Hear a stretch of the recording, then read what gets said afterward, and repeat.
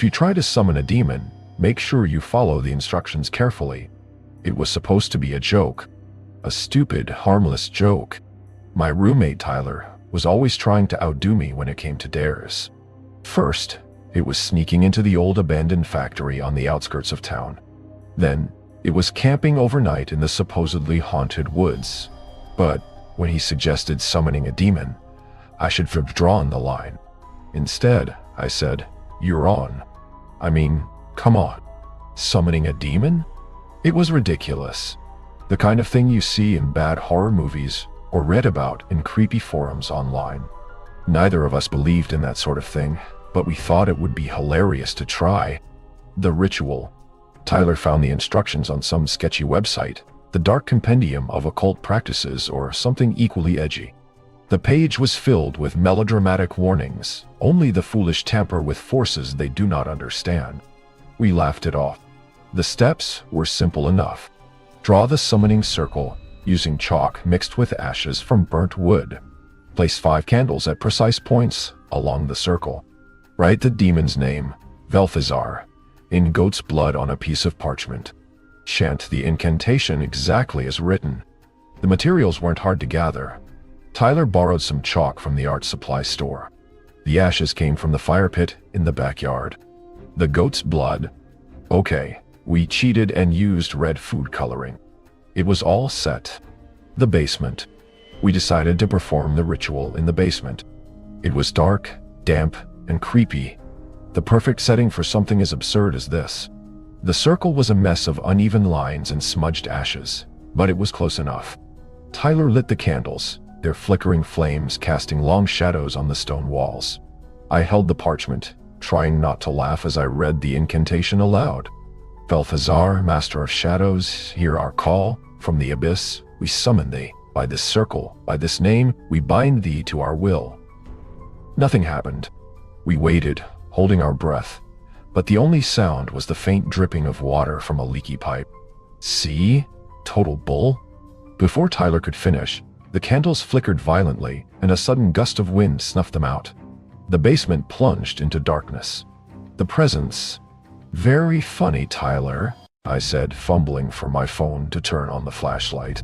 I didn't do anything, he whispered. His voice was shaking. When the flashlight clicked on, I immediately wished it hadn't. The circle we'd drawn was glowing faintly, the lines shimmering with an eerie red light. Shadows twisted and writhed along the walls, moving in ways that didn't make sense. And then we saw it. At the center of the circle, something was taking shape. It started as a black mist, swirling and condensing until it formed the outline of a figure. Maybe we should stop this, Tyler muttered. No kidding, I snapped, backing toward the stairs. But before we could move, the figure solidified. It was tall, impossibly tall, with a lean, angular body and skin that seemed to shimmer like oil.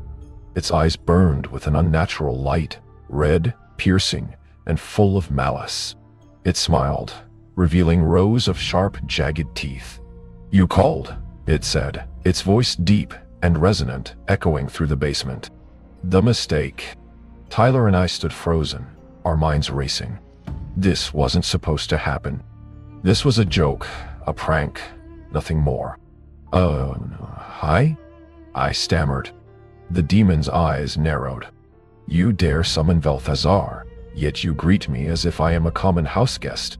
Listen, this was a mistake, Tyler said, raising his hands.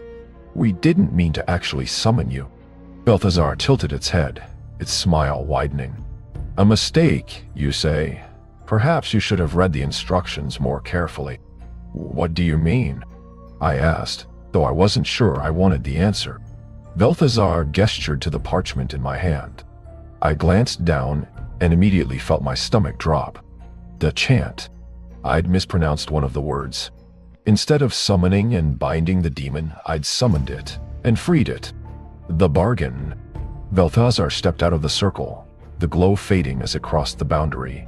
Do you have any idea what you've done? It asked, its tone almost mocking. Freed you. I guessed. Correct. And for that, I owe you a debt. Tyler and I exchanged a look. Debt? Velthazar nodded. The one who frees a demon is entitled to a boon, a single favor within my power to grant. We both hesitated. This was insane. Unreal. But if it was offering, what's the catch? Tyler asked, narrowing his eyes. The demon chuckled. There is always a price, but the terms will depend on your wish. The wish. Tyler, of course, couldn't resist. He stepped forward, a greedy glint in his eyes. I want wealth, enough money to last me a lifetime. Velthazar's smile widened. As you wish. It raised a clawed hand, and a wave of heat washed over the room. A moment later, a stack of gold coins appeared at Tyler's feet. He bent down, running his fingers over the coins. Holy crap, it's real. Indeed, Velthazar said. But enjoy it while you can. The price for such wealth is time.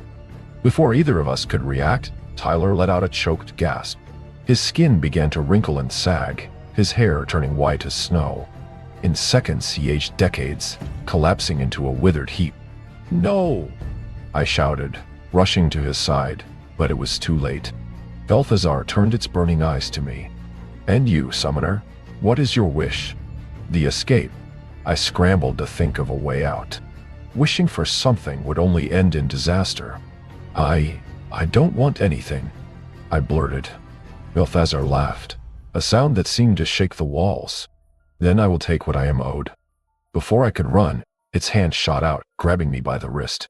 The world blurred, and I found myself standing in a vast, empty void. This is your price, Velthazar said, its voice echoing in the darkness. An eternity of nothingness. Aftermath. I don't know how long I've been here. Days? Years? Time has no meaning in this place. All I know is that I'm alone, trapped in the void with nothing but my thoughts and the echo of Velthazar's laughter. If you're reading this, take my advice. If you ever decide to summon a demon, make sure you follow the instructions carefully